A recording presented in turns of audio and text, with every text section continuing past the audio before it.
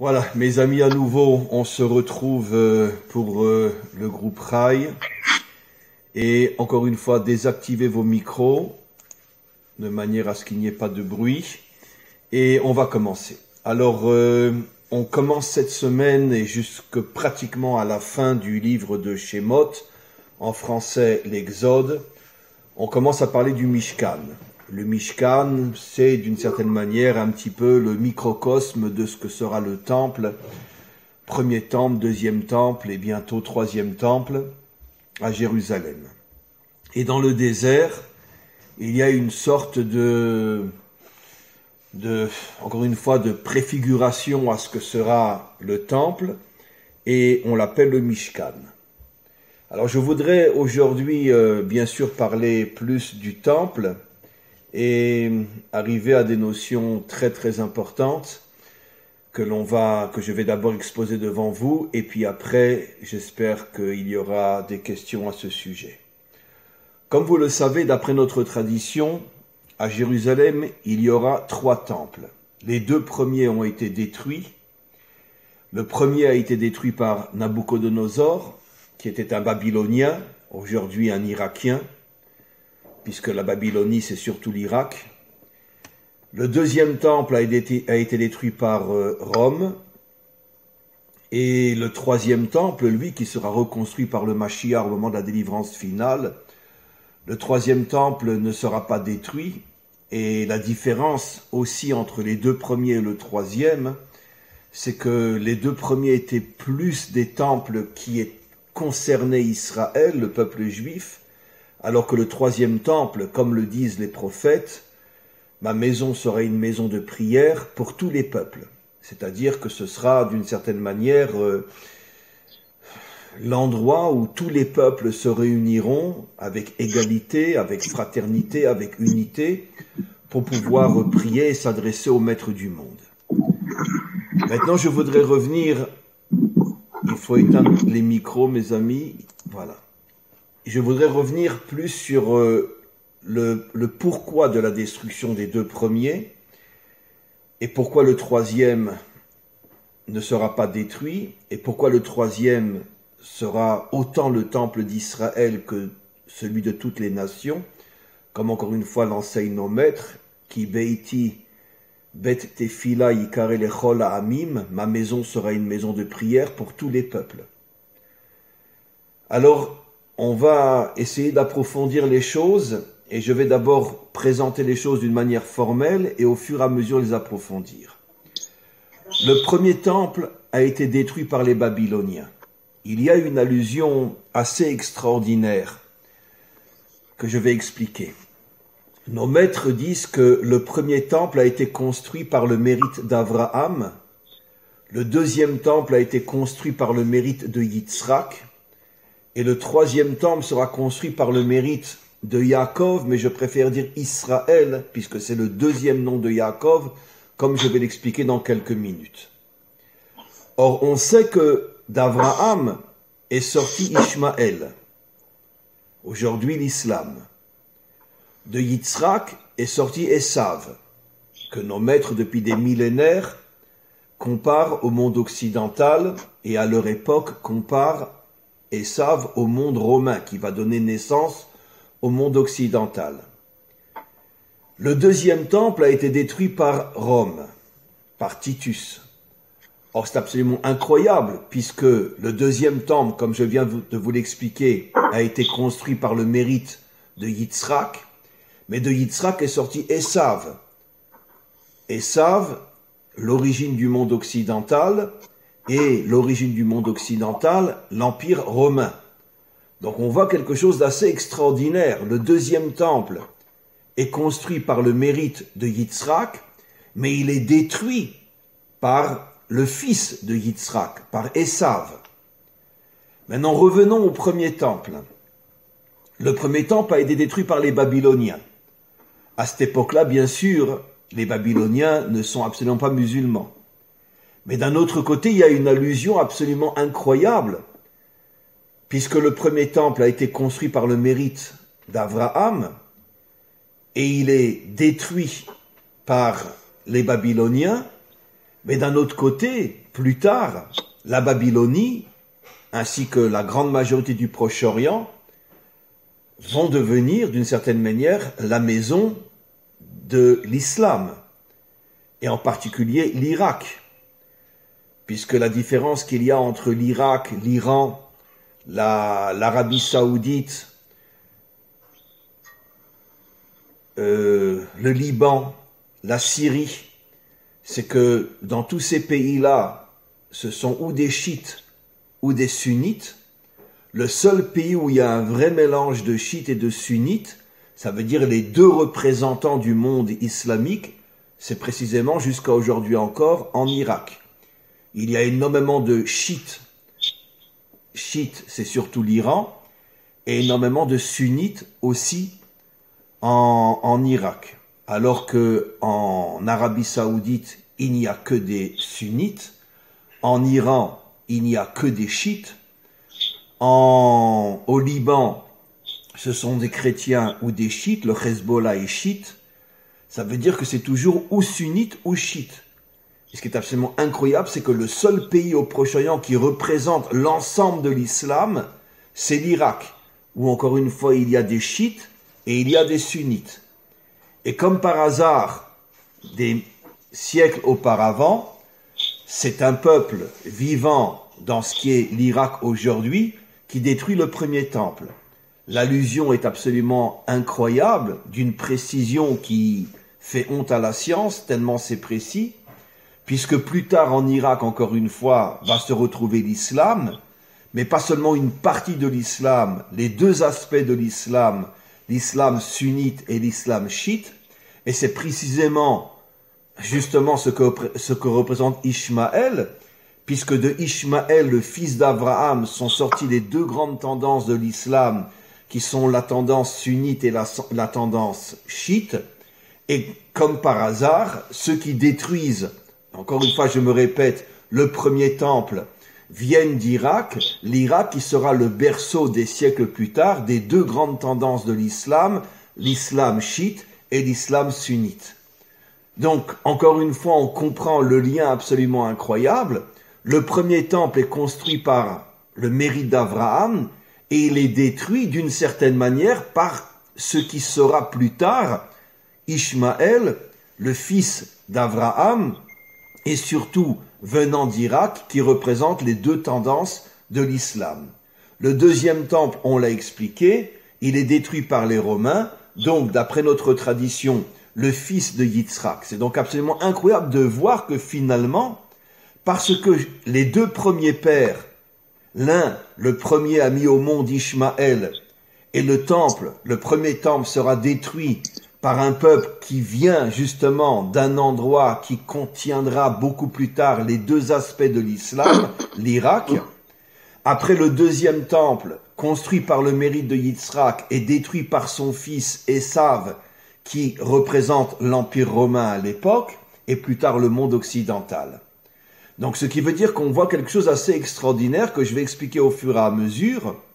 D'un côté, le temple est construit par le mérite du Père, mais d'un autre côté, le temple est détruit par le Fils qui sort du Père. Maintenant, passons au troisième temple, et après tout deviendra beaucoup plus clair. Le troisième temple, lui, ne sera pas détruit. Et il correspond à Israël, le deuxième nom de Yaakov. Maintenant, qui a donné le nom Israël à Yaakov? Comme vous le savez, d'après notre tradition, c'est l'ange qui représente en haut Esav. Quand Yaakov s'est battu avec cet ange-là, d'après notre tradition, cet ange-là était l'ange qui représente dans les mondes supérieurs la nation d'Esav, c'est-à-dire depuis Rome jusqu'à aujourd'hui le monde occidental. Je parle bien sûr des dirigeants, surtout pas des peuples. Et qui va donner le nom Israël à Yaakov? C'est l'ange lui-même. Et il lui dit, ton nom ne sera plus Yaakov, mais Israël. Et nos maîtres font remarquer qu'on continue, après que l'ange ait nommé Yaakov Israël, on continue à voir dans la Torah que Yaakov continue à s'appeler Yaakov. À la différence d'Abraham, quand son nom a été changé, il était Avram, on l'a appelé Avraham, on a rajouté une lettre, on ne l'appellera plus jamais Avram. Il est tout le temps Avraham.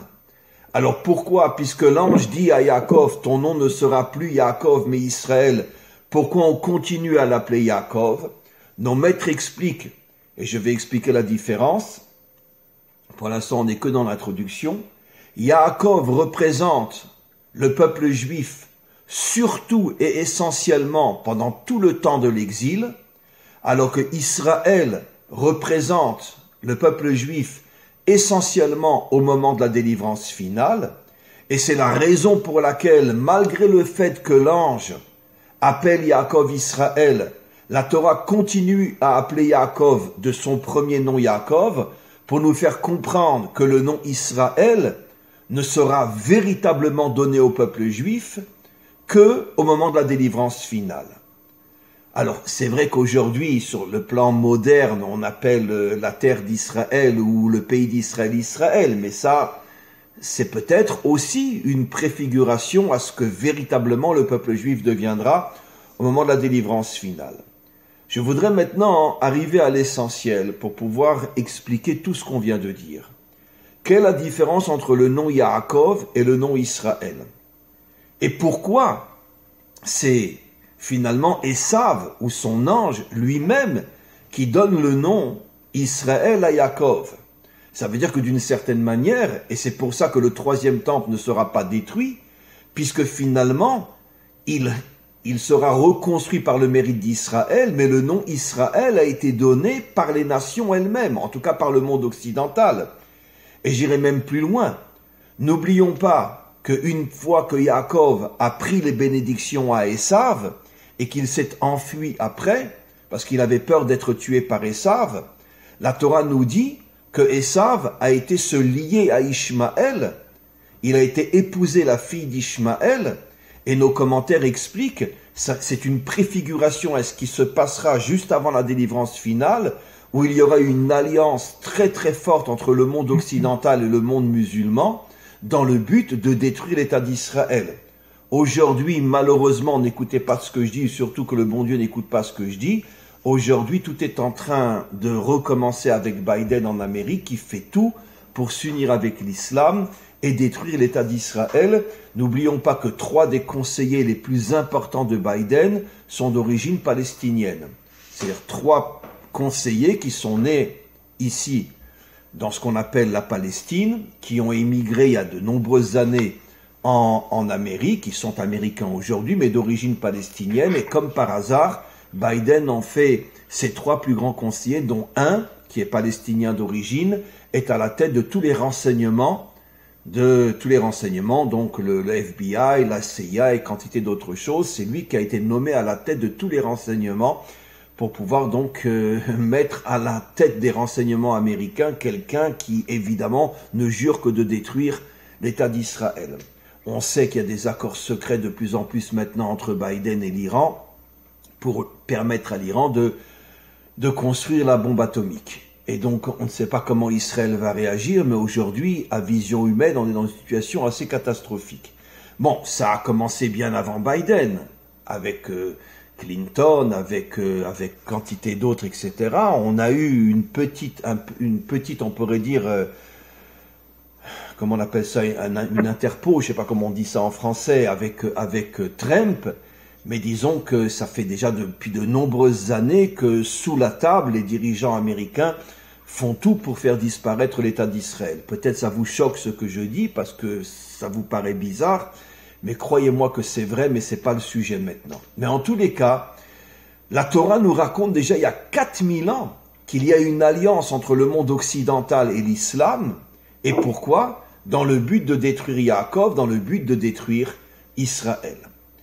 Alors, à partir du moment où c'est l'ange de Esav lui-même qui donne le nom Israël à Yaakov, ça veut dire que d'une certaine manière, Esav reconnaît, et on va expliquer pourquoi, reconnaît Israël, comme lui-même s'était allié avec Ishmaël pour détruire, jusqu'à aujourd'hui encore, le peuple juif. Donc automatiquement, à partir du moment où le monde occidental accepte de reconnaître Israël, c'est évident que le monde occidental agira sur l'islam pour que l'islam fasse la paix aussi avec Israël. C'est la raison pour laquelle le troisième temple sera reconnu par tous les peuples, y compris le monde occidental et y compris le monde islamique. Pourquoi? Parce que ma maison deviendra une maison de prière pour tous les peuples. À partir du moment, encore une fois, je me répète, où le monde occidental fait la paix avec Israël, automatiquement le monde occidental agira sur l'islam pour que l'islam arrête, elle aussi, d'attaquer Israël. Et bien sûr, tout ça ne se réalisera qu'au moment de la délivrance finale. Alors, on va essayer d'expliquer quelle est la différence entre le nom Yaakov et le nom Israël. Et surtout, qu'on a un enseignement de nos maîtres qui nous disent « Esav sonné et Yaakov ». Esav haït Yaakov. Mais nos maîtres rajoutent « Esav haït Yaakov », mais il ne haït pas Israël, puisque c'est Esav lui-même qui a donné le nom Israël à Yaakov. Alors pourquoi Esav, qui représente le monde occidental, haït Yaakov, et pourquoi il ne haïra plus, au moment de la délivrance finale, pourquoi il ne haïra plus Israël?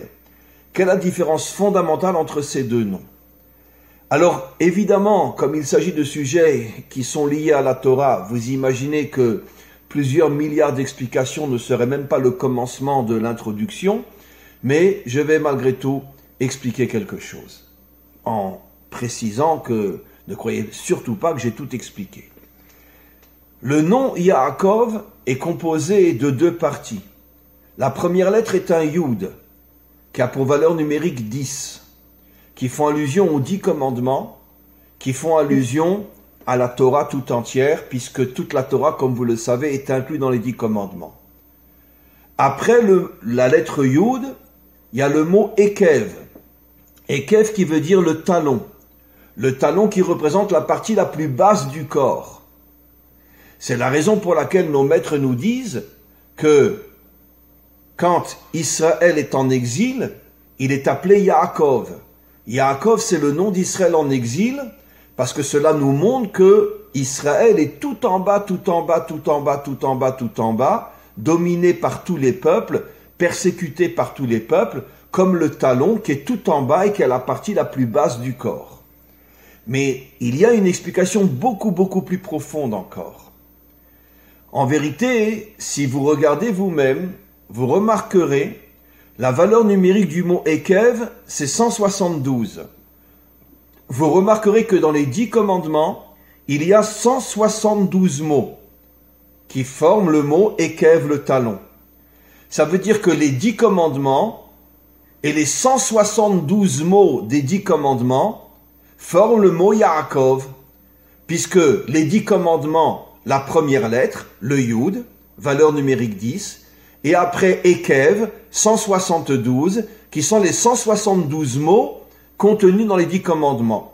Ce qui veut dire que le mot Yaakov, d'une certaine manière, représente la Torah. Mais pourquoi Esav haït Yaakov et pourquoi il ne haït pas Israël? Au fur et à mesure, les choses vont devenir plus claires. Mais j'explique. Comme je l'ai expliqué, mes amis, dans de très très très nombreux cours, et je le répète aujourd'hui, imaginez-vous quelqu'un qui achète une magnifique trousse d'outils. Il a envie d'être, un réparateur de maison, de peindre, de réparer, électricien, plombier, peu importe. Il achète une magnifique trousse d'outils. Une fois qu'il a acheté cette magnifique trousse d'outils qui lui a coûté très cher, il la range dans une armoire. Et puis, quelqu'un vient le voir et il lui dit « Tu sais, j'ai acheté une magnifique trousse d'outils. » « Ah oui, montre-la moi. » Il ouvre l'armoire et il voit effectivement qu'il y a tous les outils possibles et inimaginables pour être un réparateur de maison dans tous les domaines, l'électricité, la plomberie, la peinture, etc. Et il lui dit, son ami lui dit « Mais qu'est-ce que tu en fais de ta trousse d'outils ?»« Ah ben rien, je la laisse dans l'armoire. » Alors, il lui dit « Mais alors pourquoi tu l'as achetée ?»« Tu l'as acheté pour réparer, tu l'as pas acheté pour la garder dans l'armoire. Elle dit, ah non, ça me fait plaisir, moi, d'avoir cette trousse d'outils. Tous les jours, j'ouvre l'armoire, je sors les outils, je les regarde, ça me fait plaisir. Il lui dit, mais t'es complètement idiot. Si tu as dépensé tellement d'argent pour avoir une trousse pareille, c'est pour en faire quelque chose. Qu'est-ce que tu en fais? Rien. Eh bien, c'est ça le nom Yaakov. Le nom Yaakov représente, d'une certaine manière, et vous allez le comprendre très vite après dans le nom Israël, représente le peuple juif dans une situation où il a la Torah, il a la trousse d'outils, mais il n'en fait rien. Rien pour réparer le monde, pour pouvoir vraiment changer le monde, pour faire que ce monde devienne un monde propre, un monde droit, un monde où le mal a disparu, un monde où la corruption, la débauche, l'idolâtrie, que tout ça disparaisse de ce monde, un monde dans lequel toutes les nations sont unies, un monde dans lequel il n'y ait plus de guerre, il n'y ait plus de méchanceté, un monde de paix, un monde d'unité. Ça fait 4000 ans qu'Israël a reçu la Torah. Est-ce que le monde a changé? Est-ce que le monde est meilleur? Non. Rien que les 2 dernières guerres mondiales, il y a eu 70 millions de morts. Donc, Israël a une trousse d'outils extraordinaire. Mais qu'est-ce qu'on en fait de cette trousse d'outils? Qu'est-ce qu'on en fait? Est-ce que le monde est uni? Est-ce que le monde est meilleur? Est-ce que le mal a disparu? Voilà pourquoi Esav haït Yaakov.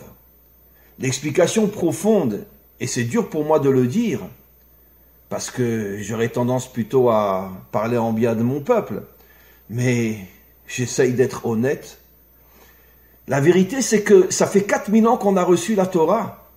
Mais est-ce que vraiment on a changé le monde? Est-ce que le monde est meilleur? Alors on a une trousse d'outils extraordinaire. Mais qui d'entre nous l'utilise pour changer le monde? Pour être un réparateur? Qui d'entre nous le fait? Et c'est pour ça que Esav nous haït. Parce que dans son subconscient, c'est comme si Esav se disait, mais je comprends pas. Vous avez reçu la Torah, mais qu'est-ce que vous en faites? Vous l'étudiez, vous l'enseignez, très bien, mais qu'est-ce que vous faites pour chasser tout le mal qu'il y a dans le monde, toute la corruption qu'il y a dans le mal? Qu'est-ce que vous faites? Ah ben non, on a la trousse d'outils, tous les jours on ouvre un livre de Torah, on étudie la Torah, et c'est bien, on étudie la Torah. Tu regardes les outils, mais va réparer la maison. Fais une pub pour dire que tu as une belle trousse d'outils et que si quelqu'un t'invite, tu répares sa maison. Qu'est-ce que tu fais avec ta trousse d'outils? Eh ben, je regarde les outils tous les jours. Et c'est pour ça que le monde, d'une certaine manière, je parle dans le subconscient, dans l'inconscient du monde, le monde nous haït, parce que c'est comme s'il nous disait, mais vous avez tous les moyens de réparer le monde, mais pourquoi vous ne le réparez pas? Et quelle est la différence avec le nom Israël? Je l'ai déjà dit dans certains cours, mais je le répète, et je vais bien expliquer. Dans le mot Israël, vous avez toutes les premières lettres des 3 pères et des 4 mères. Le Yud, première lettre du mot Israël, Yitzhak, Yaakov. Après, vous avez le Shin, Sarah. Après, vous avez le Resh, Rivka, Rachel. Après, vous avez le Aleph, Avraham. Après, vous avez le Lamed, Léa. Vous avez les 3 pères et les 4 mères. Quel est le message? Les 3 pères, on va commencer, représentent l'unité des contraires. Puisque comme vous le savez, Avraham représente la qualité de la bonté. Yitzhak représente la qualité de la rigueur. Et Yaakov au milieu unit les contraires pour qu'ils cessent de se disputer, pour créer l'unité entre les différences. Ça veut dire que les 3 pères représentent l'unité des différences. Parlons maintenant des 4 mères. Commençons par Sarah. Sarah représente la qualité de la rigueur. Après, on a Rebecca. Rebecca représente la qualité de la bonté. Rappelez-vous cette histoire que j'ai racontée des milliers de fois. Elle est complètement folle dans la bonté. Eliezer arrive avec 10 chameaux chaque chameau a son cavalier, et il voit Rivka, il lui demande un verre d'eau. Et Rivka répond, non seulement je vais te donner un verre d'eau, mais je vais abreuver les 10 chameaux. Alors que chaque chameau a un guerrier à côté de lui pour pouvoir l'abreuver. Qu'est-ce qu'une petite jeune fille a besoin d'abreuver toute seule 10 chameaux? Ça veut dire qu'elle est à l'extrême dans la bonté. On lui demande un verre d'eau, elle abreuve 10 chameaux. Donc, on a Sarah qui représente la rigueur, on a Rivka qui représente la bonté. Après, on a Léa et Rachel. Comme je l'ai expliqué souvent, Léa représente le monde très spirituel et Rachel représente le monde très matériel. Ce qui veut dire qu'on a toujours la même idée qui traverse le nom Israël. La droite, la gauche, le haut, le bas. L'union des contraires. Le nom Israël, c'est l'union des contraires. L'union des différences. Et ça, c'est le nom que doit porter Israël au moment de la délivrance. Ça veut dire quoi traduit dans un langage moderne? Dans un langage moderne, ça veut dire que la mission, le travail d'Israël n'est pas uniquement d'ouvrir la Torah, la lire ou même l'enseigner. Le travail d'Israël, c'est d'unifier le monde.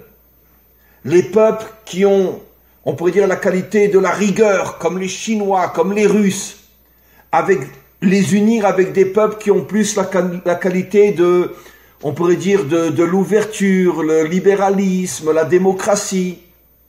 De même, unir le monde d'en haut avec le monde d'en bas, qu'il n'y ait plus de séparation entre l'Église et l'État ou entre la synagogue et l'État. Unir toutes les différences. Ça, c'est la mission d'Israël. C'est pour ça qu'on a reçu la Torah. Mais cette mission n'a pas encore vraiment commencé. En vérité, mes amis, oui. Elle commence précisément, cette mission, après 4000 ans d'histoire, elle commence à commencer précisément à notre époque. Où effectivement, puisqu'on est dans l'époque qui s'approche de la délivrance finale, on voit qu'aujourd'hui, grâce à Internet, il y a la possibilité d'enseigner la Torah au monde entier et de s'unir et de se respecter et de s'aimer, même avec des gens très différents. Pour la petite histoire, figurez-vous que ce soir, j'ai mon premier Zoom avec des tziganes. Wow. Avec des tziganes ce soir. Mon premier Zoom avec tziganes. J'ai appris récemment que j'étais suivi par des centaines de tziganes, je ne le savais pas. Ils m'ont envoyé un WhatsApp et c'est comme ça que je commence mon premier Zoom ce soir avec des tziganes. Et on ne peut pas l'avoir. Oui, il sera sur le site, bien sûr, bien évidemment. Juste, il ne sera pas tout de suite sur le site parce que le problème, c'est qu'en ce moment, j'ai tellement de Zoom que j'ai au moins 10 cours en avance que je dois mettre sur le site au fur et à mesure.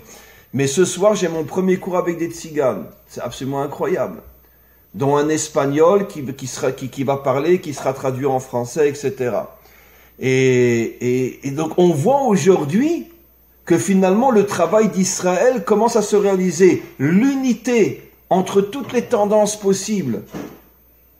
Comme d'une certaine manière, je m'excuse de parler de moi, mais vraiment, vous avez le droit de dire que je suis un petit voyou orgueilleux, mais c'est pas grave. Mais vous le savez, aujourd'hui j'ai des cours avec l'Afrique, avec l'Indonésie, ce soir avec des tziganes, avec l'Europe, etc. Ça veut dire qu'aujourd'hui on commence à voir effectivement que le monde s'ouvre et que des gens très très très différents arrivent malgré tout à se respecter, à s'aimer et à s'apprécier.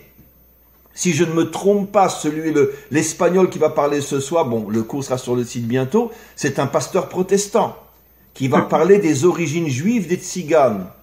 Parce que pratiquement tous les tziganes savent que l'origine des tziganes, c'est une tribu perdue dont une partie sont devenus les tziganes.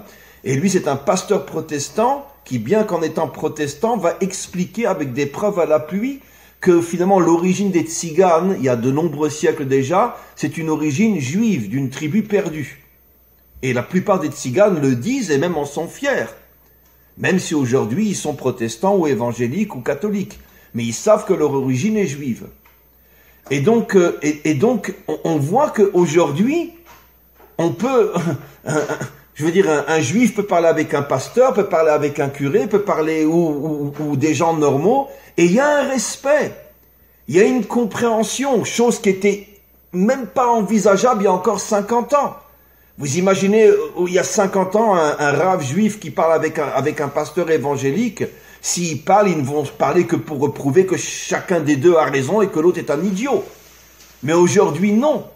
Aujourd'hui, il y a une compréhension que je ne représente pas toute la vérité, que j'ai besoin de recevoir des enseignements de quelqu'un de différent de moi.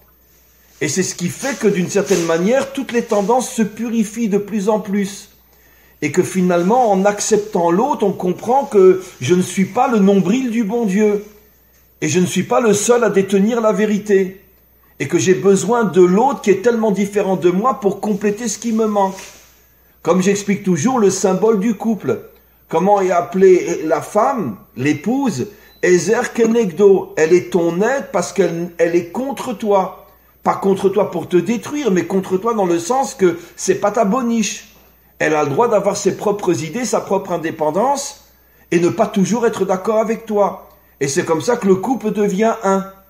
Parce que l'unité n'existe que dans la réunion des différences. Quand on est pareil, ce n'est pas de l'unité, c'est de l'uniformité. Et aujourd'hui, on est en train de le vivre d'une manière inimaginable. Inimaginable. Regardez un exemple... vendredi, bon, peut-être que certains d'entre vous l'ont vu. J'avais un cours avec des Africains qui ont posé des questions, dont certains étaient très très chrétiens, etc.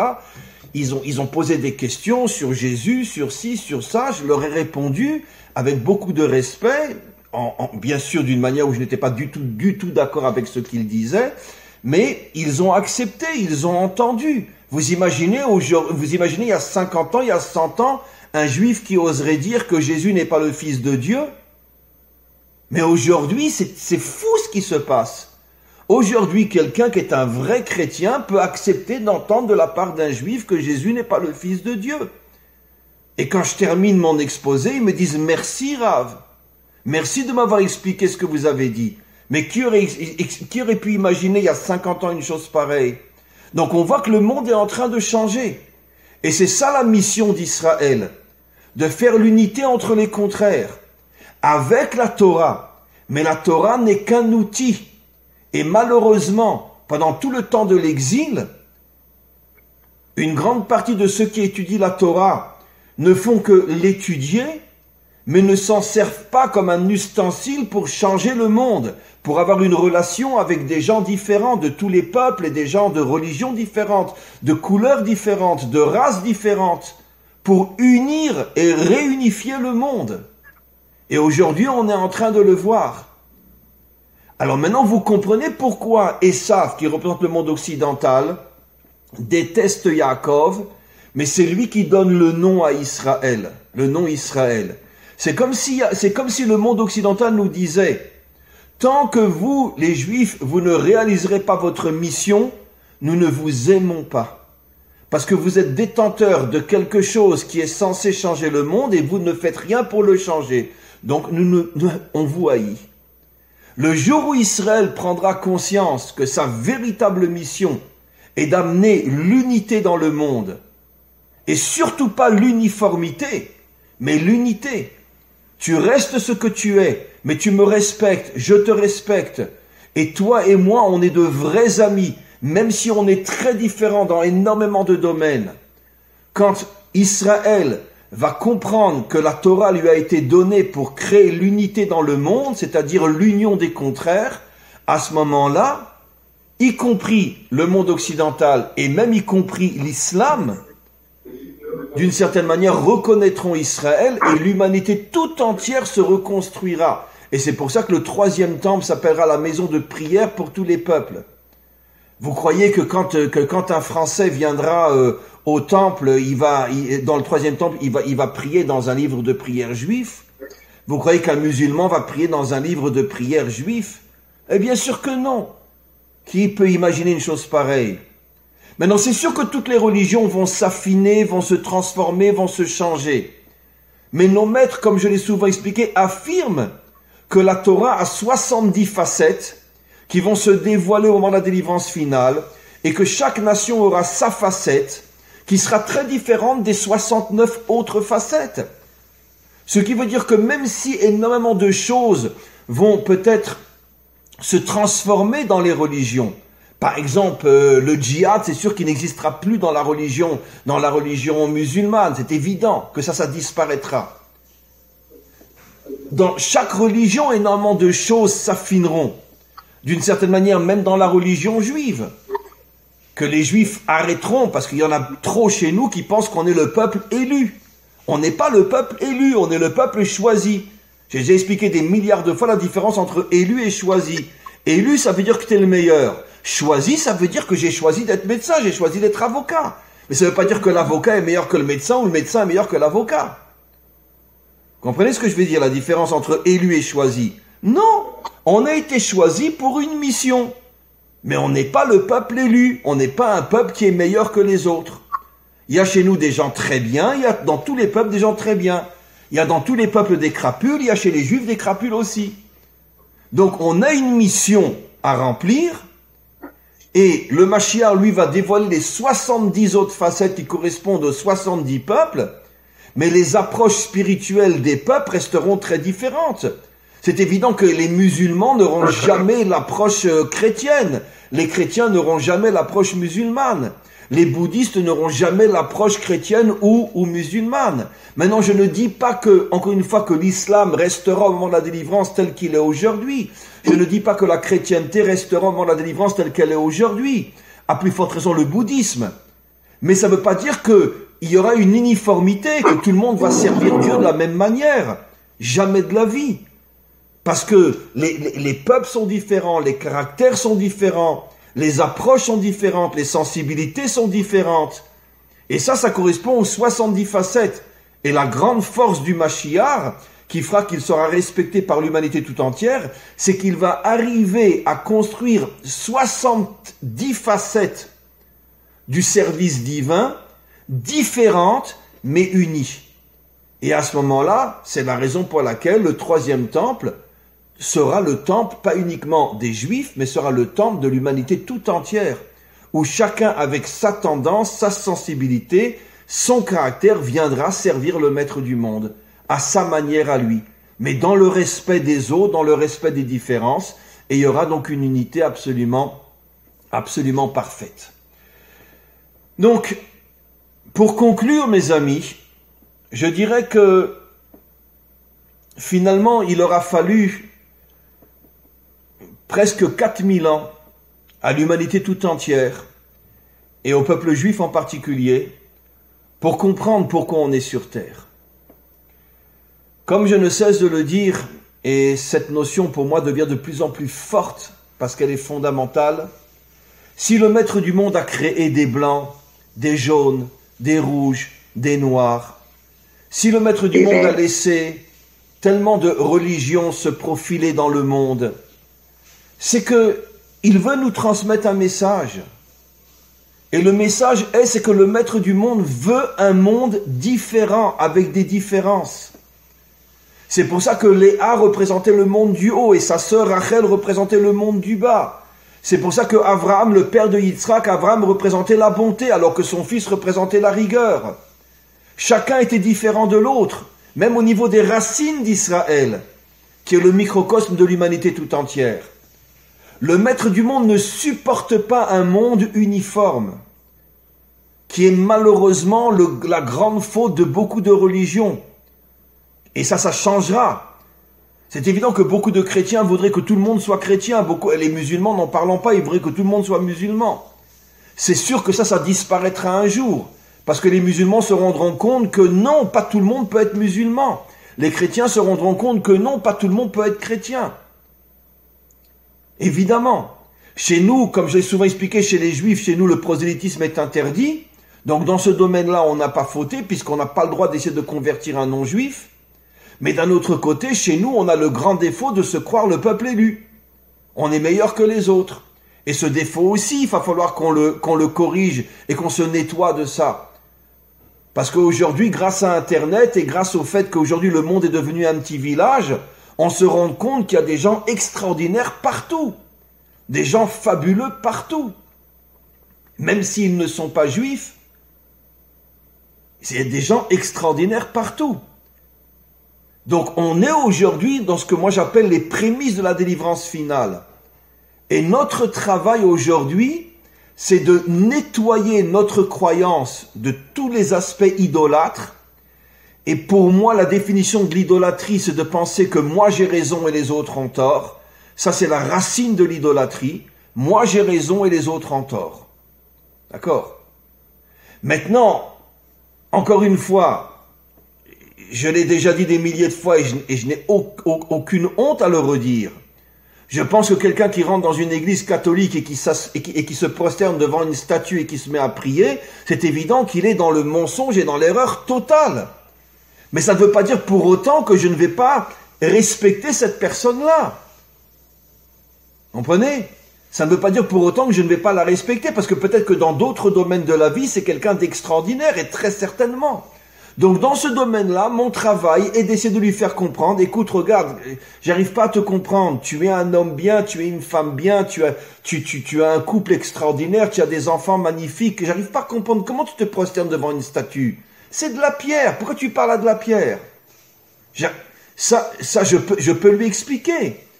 Mais je ne peux pas la regarder comme un sale idolâtre qui aille se faire voir, un sale menteur. Non, non. Parce que même s'il a tort dans ce domaine, il a peut-être des qualités énormes dans d'autres domaines. Et c'est ça notre travail, aujourd'hui plus que jamais. Aujourd'hui plus que jamais, notre travail est double.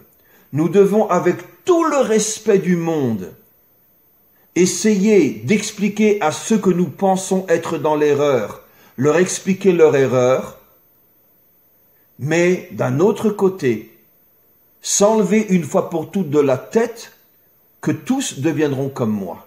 Non.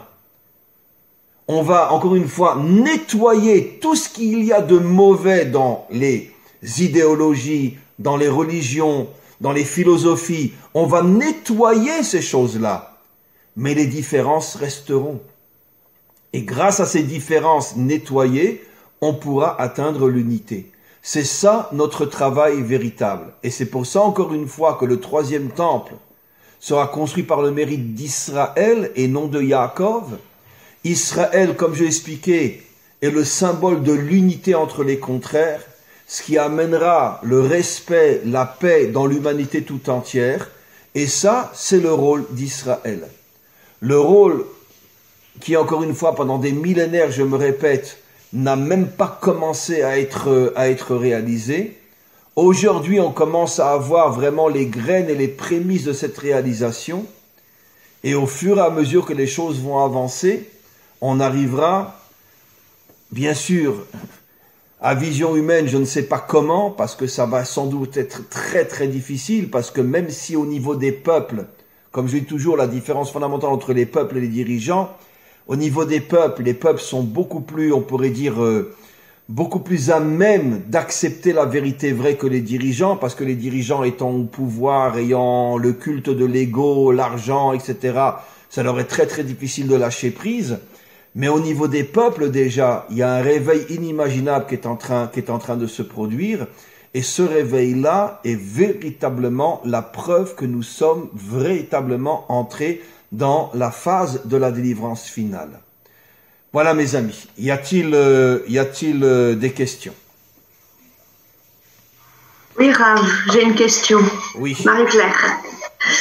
Est-ce qu'on pourrait comparer la notion des 70 facettes à la différence qu'il y avait entre les 12 tribus?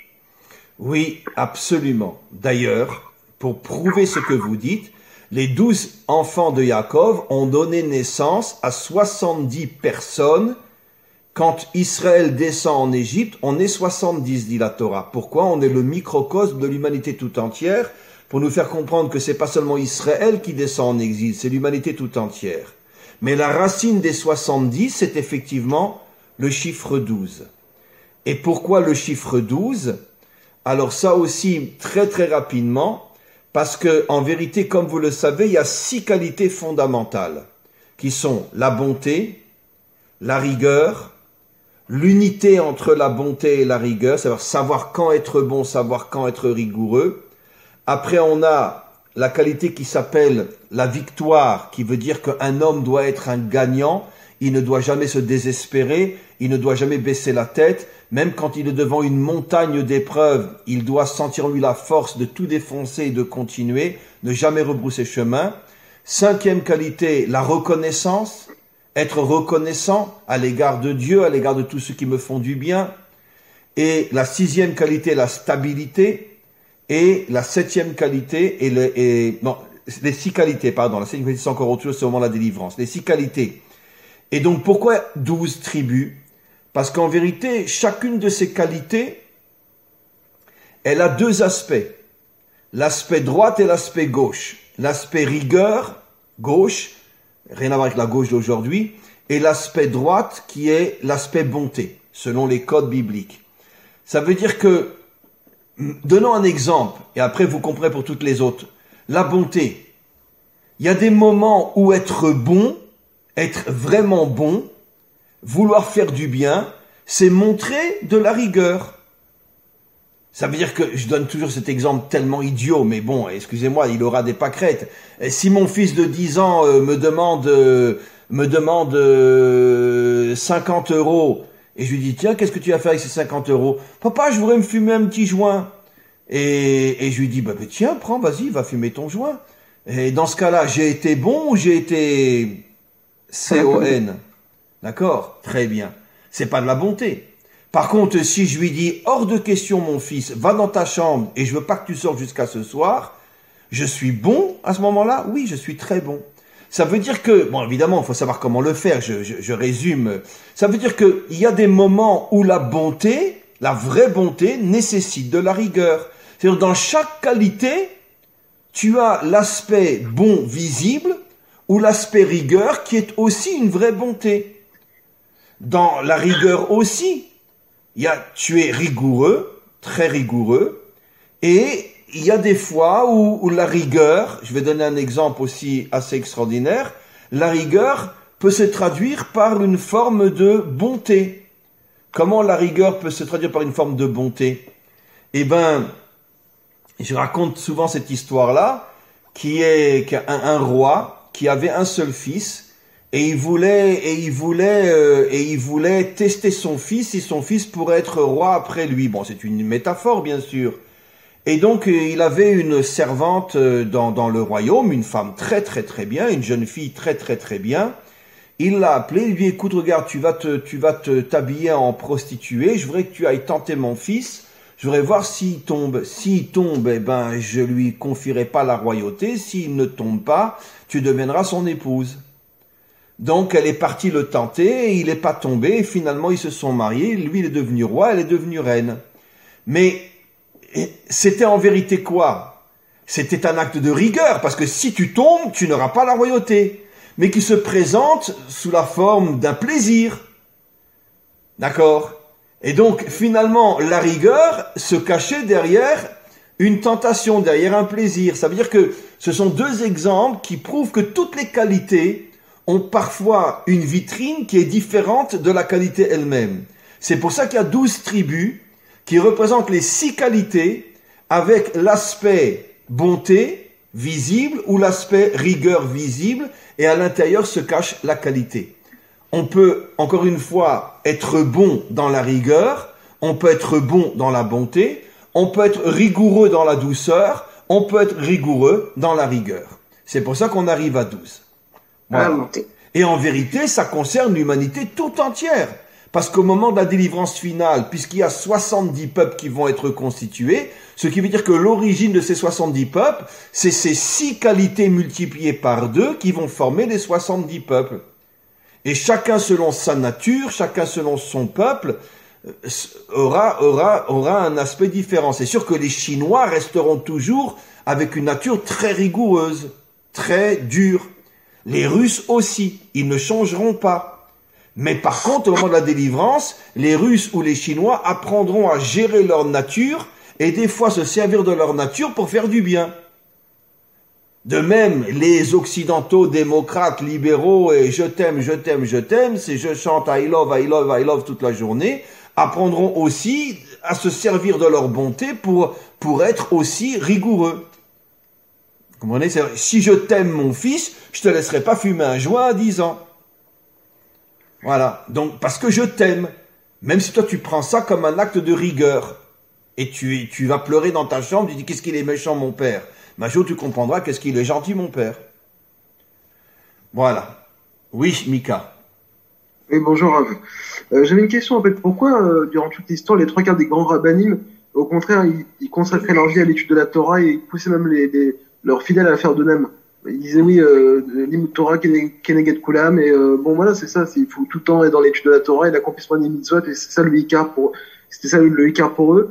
Et à la rigueur, je vois le seul grand Rav qui a pu un peu, on va dire, s'investir en matériel, c'était plutôt le Rabbi, quoi. Le Rabbi Lubavitch. C'est l'un des seuls pour moi éventuellement qui, voilà, je voulais avoir un peu votre éclaircissement sur ça. Je te répondrai encore une fois une réponse parmi des milliards d'autres. D'accord? Mais à mon sens, qui s'est passé durant pratiquement toute notre histoire, qu'effectivement les grands maîtres d'Israël sont restés enfermés dans l'étude essentiellement, c'est parce que un homme seul, bien que tu as cité le Rabbi de Lubavitch et je suis 100% d'accord avec toi, mais malgré tout, un homme seul, aussi grand soit-il, ne peut pas changer le monde. On a besoin d'un peuple pour être le modèle des autres peuples.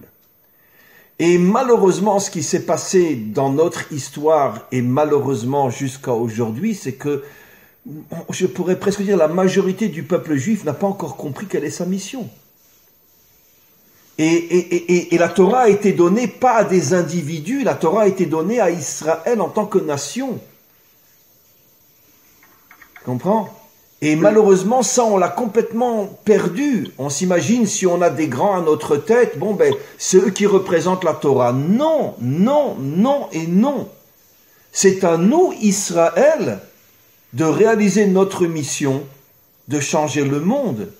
Mais malheureusement, pendant toute notre histoire et jusqu'à aujourd'hui, 80% des Juifs n'ont même pas commencé à comprendre quelle est leur mission sur Terre.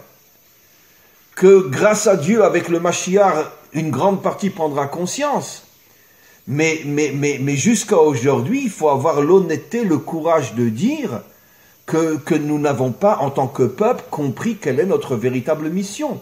Alors heureusement, dans chaque génération, il y a eu de grands maîtres qui, eux, peut-être parlaient, comme le Baal Shem Tov, comme le Rabbi Lubavitch, comme Rabbi Nachman de Breslev et quantité d'autres, qui parlait de ce que devait être la mission d'Israël. Rabbi Nachman de Breslev parle énormément dans le Likutei Moharam du fait qu'il faut ramener toutes les nations à l'unité avec Israël, etc. Il en parle beaucoup. Mais qui l'écoutait à son époque? Les gens le prenaient pour un fou. Qu'est-ce qu'on en a à faire, nous, des nations? T'as vu comment ils nous traitent? Qu'elles aillent se faire voir. Voilà ce que les Juifs répondaient quand ils étaient dans les ghettos. Je les comprends moi aussi. Et tu vis dans un ghetto du matin au soir, et quoi, moi je dois aider les nations, mais qu'elles aillent se faire voir. C'est pour ça qu'il va falloir attendre des siècles jusqu'à aujourd'hui pour commencer à comprendre que finalement l'humanité tout entière doit s'unir. Tu comprends? Mais malheureusement jusqu'à aujourd'hui, 80% si pas plus des Juifs n'ont pas encore compris pourquoi ils ont reçu la Torah et pourquoi ils ont été choisis, pas élus mais choisis, et quelle est notre mission. Bon, aucun peuple ne sait quelle est sa mission sur terre, aucun. Mais même les Juifs non plus ne le savent pas. Et c'est pour ça qu'on est en exil depuis des millénaires. Parce que c'est comme si Dieu nous avait dit, vous voulez pas jouer votre rôle, eh ben vous serez en exil. Les nations aussi sont en exil, puisque la source de l'exil, c'est de ne pas savoir pourquoi j'existe. Donc toutes les nations sont en exil. Un Français, il sait pourquoi il existe. Un Belge, il sait pourquoi il existe. Personne ne sait pourquoi on existe. C'est pas que Israël. Mais c'est ça le problème de l'humanité. Aucun peuple ne se pose la question, quelle est ma mission sur Terre?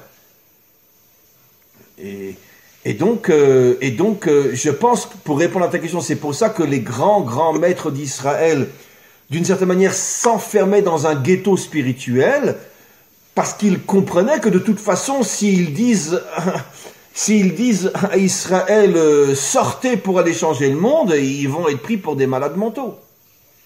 D'accord? Ils vont être pris pour des malades mentaux. Tu sais, je vais te donner un exemple qui a beaucoup changé. Quand j'ai commencé il y a à peu près 10 à 12 ans, et au début je savais pas, quand j'ai commencé moi à enseigner sur Internet, je pensais qu'il y avait que des juifs qui allaient m'écouter. Je pouvais pas imaginer que des gens non juifs allaient m'écouter. Et puis tout d'un coup, je commence à recevoir des messages, je commence je dis mais je comprends pas, mais c'est quoi ça? Je comprenais pas. Bon, j'ai été d'une certaine manière l'un des premiers à m'ouvrir sur le monde en général, mais tu ne peux pas imaginer, aujourd'hui c'est fini parce qu'aujourd'hui ils font tous comme moi. Mais tu ne peux pas savoir les insultes que j'ai reçues. Mais comment qu'on m'a critiqué? Et il y en a même qui m'ont traité de sale cateau. Je parle de rave juif, hein. Bon, les sales cathos, ils m'ont traité, sale catholique, ils m'ont traité, je te promets, ils m'ont jeté à la poubelle. Mais comment tu oses enseigner la Torah aux non-juifs? Aujourd'hui, ils font tous comme moi. Ils ont compris qu'ils étaient eux dans l'erreur. Ils se sont jamais excusés d'ailleurs. Jamais. Mais quoi qu'il en soit, pendant très longtemps, j'étais traité c'est pas un juif, lui, c'est un catholique. Il enseigne la Torah aux catholiques. Donc c'est pas un juif. Donc ça veut dire que c'est vraiment, on est dans une aujourd'hui, grâce à Dieu, je veux dire, tous les rabbinim sont sur Internet, le Rav Ron Shaya, le Rav Touetou, etc. Je les cite parce que j'ai beaucoup de respect pour eux. Ils savent très bien qu'ils sont écoutés par des milliers de goïms. Et ils en sont très fiers, et ils en sont très contents. Le Rav Touetou, tu connais le Rav Touetou de Avdon. Ouais. Bon, il a de temps en temps un cours en direct avec quelqu'un, un non-juif de Marseille, oui, le Claude Noya, qui est aussi un élève à moi, et directement, et il enseigne la Torah à un non-juif, quoi. Mais aujourd'hui, tout le monde a compris que ça y est, on est à l'époque maintenant où Israël doit arrêter d'être en exil et de commencer à remplir sa mission de s'ouvrir aux nations. Tu comprends? Mais je te dis encore, il y a encore même 7, 8 ans, 9 ans, ceux qui ont commencé étaient considérés comme des débiles mentaux. Mais aujourd'hui, c'est fini. Aujourd'hui, tout le monde comprend que c'est la mission d'Israël. Voilà. Alors, à combien plus forte raison, il y a 100 ans ou 200 ans ou 300 ans, il n'y avait pas d'ordinateur, il n'y avait pas de téléphone, il n'y avait pas d'internet. Tu t'imagines que si un rave, il avait dit mes amis, il est temps de s'ouvrir aux nations, je pense qu'il aurait été lapidé tout de suite. Donc, il pouvait pas parler comme ça. Donc, c'est pour ça qu'il s'enfermait dans sa Torah. Mais il n'avait pas le choix. Voilà. Bonjour Rav. Oui. Bonjour, c'est Agnès Charlie de Marseille. Oui, je sais. Et à chaque fois que je vous entends, j'ai des languissements.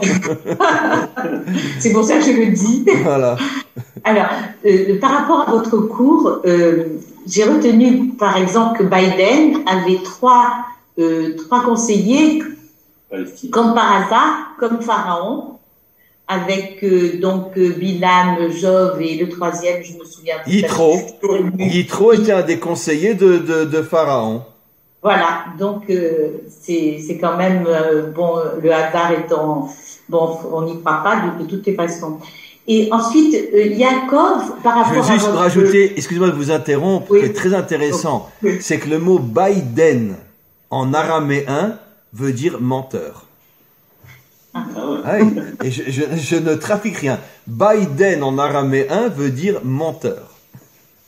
Bon, alors c'est un menteur face à Yaakov qui avait, avec son bois de Shittim, qui est considéré comme un fou, alors, par exemple, puisque votre cours sur le bois de Shittim, Shittim, la racine... C'est choté fou. C'est choté fou. Donc, est-ce qu'on pourrait penser que Yaakov, c'est quand même la pérennité, puisqu'il a apporté le bois de Shittim, et que, en fait, Israël, il donne le relais à Israël pour être l'ouverture, puisque lui, il est le talon, la stabilité, et que Israël doit maintenant s'ouvrir au monde. Alors, écoutez, je suis 100% d'accord avec vous, et je vais confirmer ce que vous dites. En vérité, depuis la recréation de l'État d'Israël, Israël, oui, s'ouvre au monde, mais pas du tout sur le plan spirituel, bien évidemment, sur le plan économique, sur le plan technologique, sur le plan, on pourrait dire, matériel. Donc il y a une certaine ouverture. Sur le plan spirituel, pas du tout, puisque même ici en Israël, nos dirigeants ne font rien et même font presque tout le contraire pour empêcher la véritable identité juive de se dévoiler à l'intérieur du peuple juif. Pourquoi? Parce que nos dirigeants sont des démocrates occidentaux qui veulent absolument imposer au peuple juif ici en Israël le modèle occidental. Avec toutes les nuances, selon que ça soit de droite, de gauche, de centre, mais globalement, ils n'ont aucune idée, aucune envie de reconstruire la véritable identité du peuple juif sur sa terre, les dirigeants d'aujourd'hui. Mais d'un autre côté, même s'il y a une ouverture qui n'est que matérielle, ça correspond aussi au schéma de la création de l'homme, comme je l'ai des milliers de fois enseigné. Dieu a d'abord créé le corps de l'homme, et seulement après que le corps de l'homme a été construit, il a fait rentrer l'âme. Et c'est ce que dans notre tradition, on appelle Mashiach ben Yosef, Mashiach ben David. Le Messie fils de Yosef, le Messie fils de David. C'est-à-dire que nos maîtres, depuis des millénaires, nous disent que le processus de la délivrance se fera du corps vers l'âme, puisque nos maîtres expliquent que Mashiach ben Yosef est celui qui va reconstruire, on pourrait dire, le corps d'Israël. C'est ce que nous vivons depuis à peu près un siècle, et surtout depuis la recréation de l'État d'Israël, où Israël se reconstruit sur le plan de son corps, la matérialité, et puis après viendra Mashiach ben David qui, lui, va reconstruire l'âme d'Israël. Ce qui veut dire que c'est vrai qu'il y a lieu, malgré tout, de ne pas être très content, de critiquer, de dire « mais pourquoi nos dirigeants sont tellement plus occidentaux que juifs, etc. » Mais d'un autre côté, ça fait partie du processus. Ça fait partie du processus que Dieu lui-même a d'abord créé le corps et après il a mis l'âme. Il n'a pas créé le corps et l'âme en même temps. Ce qui veut dire qu'on comprend qu'il y a, comment on dit en français, à lire, il y a, oh mince, il y a... Processus. Merci, qui m'a dit processus? Ah, Mika, merci. Il y a un processus qui est que le monde se construit de la matérialité vers la spiritualité. Et c'est ce que nous vivons aujourd'hui en Israël. Un peuple très matérialiste, qui s'intéresse essentiellement à tout ce qui est technologie, etc., etc. Mais on doit garder l'espoir que petit à petit, l'âme va commencer à rentrer dans le corps et que l'identité d'Israël va se reconstruire. Et à ce moment-là, je parle de la véritable identité, on pourra devenir le vrai Israël et à ce moment-là, tout faire pour unir l'humanité tout entière.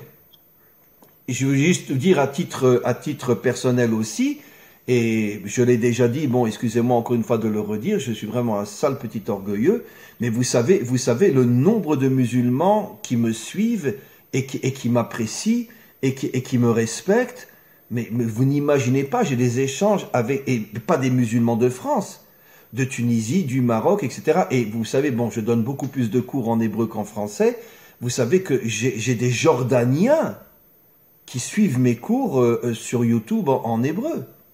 Des Jordaniens. Ça veut dire que c'est même dans l'islam, vous savez le nombre de gens qui me suivent, je parle de vrais musulmans qui me suivent en Algérie, au Maroc et en Tunisie. En France, n'en parlons pas.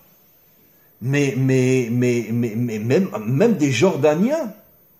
Ça veut dire qu'on voit que au niveau des peuples, il y a un réveil, Je vais vous raconter une histoire que j'ai déjà racontée 10 fois, mais avant le corona, la dernière fois que j'étais à Marseille, pour un séminaire, c'est tellement beau Marseille. Bon, en tous les cas, c'était vendredi après-midi, j'étais en train de marcher sur le bord de mer, enfin sur la route, puis je vois une voiture qui passe devant moi, et puis elle continue. Elle repasse devant moi, elle continue. À chaque fois, il fait le tour. La 3e fois ou la 4e fois, il s'arrête, il ouvre la fenêtre, et je reconnais tout de suite un vrai musulman. Et regardez comme c'est beau ce qu'il a dit. Et il me dit, vous êtes le Rabin Dinovitch ? Et je lui dis oui. Il me dit, oh, c'est incroyable, mais qu'est-ce que vous faites là? Et il me dit comme ça, écoutez, il me dit, regardez, moi, il me dit comme ça, mais je vous garantis, hein. Il dit, moi, je suis un vrai musulman. Pour moi, il n'y a que le Coran. Mais c'est vrai que depuis que je vous écoute, je commence à avoir un respect pour la Torah. Il me dit, je peux vous serrer la main, Rav? Et il me tend la main et il continue à me dire, pour pas que je comprenne mal, moi, c'est que le Coran, hein. Et il me serre la main très très très fort. Et il me dit, Rav, je vous aime. Comme ça, il me dit. Et ça veut dire, qu'est-ce qu'on voit de là? C'est ça la vraie beauté, c'est ça la vraie unité. Il a le courage de dire, et moi j'aime ça. Moi je suis un vrai musulman. Moi, pour moi, il n'y a que le Coran. Mais c'est vrai que depuis que je vous écoute, je commence à respecter la Torah. Et on se quitte et il me dit, Rav, je vous aime. Mais c'est magnifique, mais ça c'est des microcosmes de la délivrance finale, ça. Ça veut dire que le musulman restera un musulman, on ne tient pas à ce qu'il devienne juif. Mais d'un autre côté, il aura un respect pour la Torah. Ça c'est des choses extraordinaires. Extraordinaires. Comprenez? Et pendant je ne veux pas trop rentrer dans les détails, mais pendant un long moment, j'étais en contact à Paris, en France, avec des imams musulmans. Et puis un jour, ils m'ont envoyé un message pour me dire qu'ils devaient cesser toute relation avec moi parce qu'ils avaient très peur pour leur vie. Mais parce que j'imagine que ça avait dû savoir qu'ils étaient en contact avec moi. Mais pendant longtemps, il y avait des imams en France qui étaient en contact avec... J'ai même eu à Bruxelles, un imam de Bruxelles qui était en contact avec moi. Mais après, avec les imams, ça a complètement cessé parce que bon, peut-être que ça a été découvert, ils avaient un petit peu peur pour eux. Mais en tout cas, au niveau des musulmans qui ne sont pas des imams, j'ai un nombre incroyable de musulmans qui me suivent sur Internet. C'est incroyable. Et encore une fois, qui restent de vrais musulmans. C'est ça ce que j'admire chez eux. Ils restent de vrais musulmans, mais d'un autre côté, ils comprennent que la Torah, c'est pas ce qu'on leur a dit. Ça, c'est les graines de la délivrance finale, où chaque peuple va comprendre que l'autre n'est pas ce qu'on lui a fait croire. C'est les graines de la délivrance finale, ça. Un monde d'unité malgré les différences. Voilà. Voilà mes amis, une dernière question et on va s'arrêter. Y a-t-il encore une question? Oui. Oui, où bonjour, ça? Rav. Oui, je vous vois pas. Ah oui, comment ça va la Suisse? Bien, merci. Vous êtes sous la neige? Oui. Ah, mais Oui, chez oui. nous, ils nous ont dit que peut-être mercredi, il allait neiger à Jérusalem. Ah ben, vous allez faire du ski?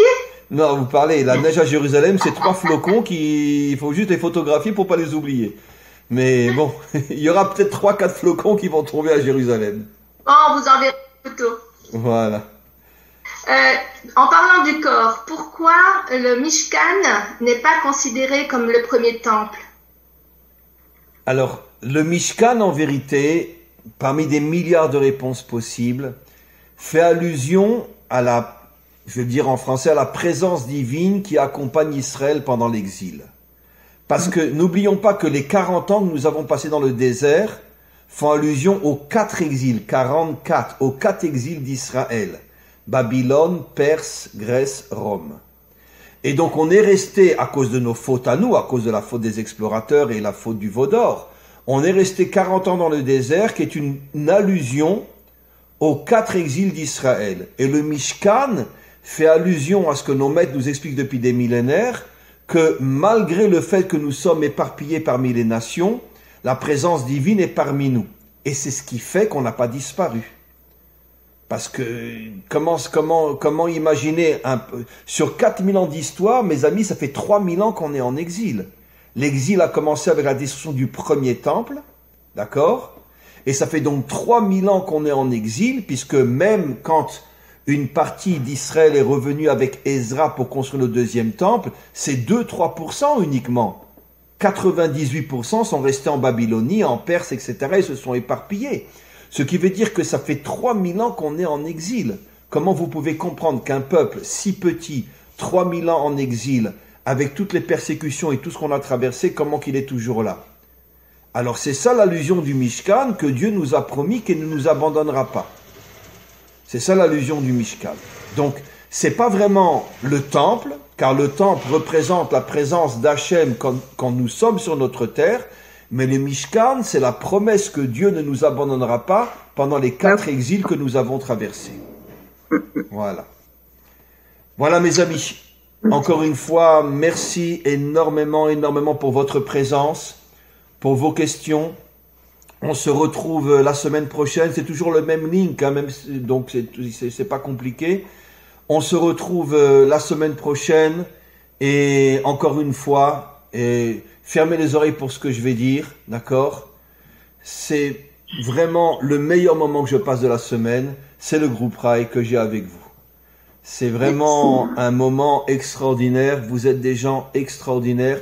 Et vraiment, je le dis avec avec une sincérité totale et une émotion énorme. Vraiment, sachez mes amis que nous représentons les graines de la délivrance finale.